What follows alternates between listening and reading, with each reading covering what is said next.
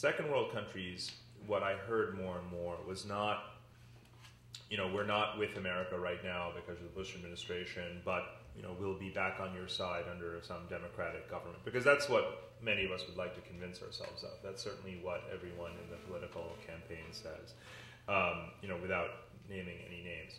I'm here to disappoint you. I mean, that's a really tragic myth that many people hold.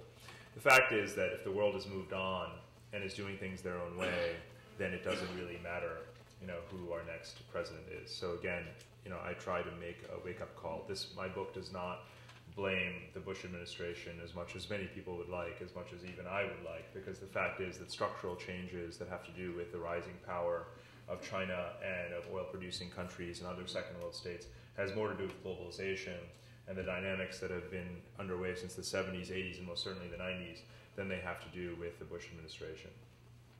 What countries are doing today, particularly second world countries, is not aligning, not being either pro-American or anti-American. What they're doing is what I call multi-aligning.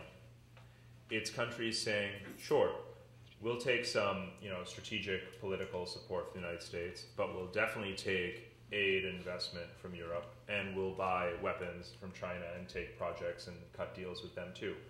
Why side with just one power when you can have three? And so hence I use the term geopolitical marketplace in my book. It's a marketplace. You go to, the consumer has the power. In a monopoly, you can only choose one, America or not America. In a marketplace, you have multiple powers you can choose to ally with, and that's most certainly what is happening in the world today.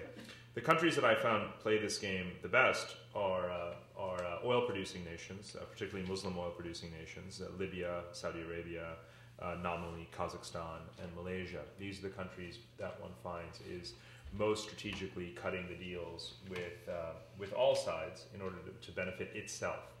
That's another key lesson of the Second World. It isn't about succumbing to America or China or whoever is the superpower in any given area. It's about waking up to the possibility of globalization and this exploded dynamic world order and saying, we'll do what we want. Without any sort of subconscious connection, the one thing I heard over and over, country after country, was we're going to do things our way. The Brazilians say there's a Brazilian way.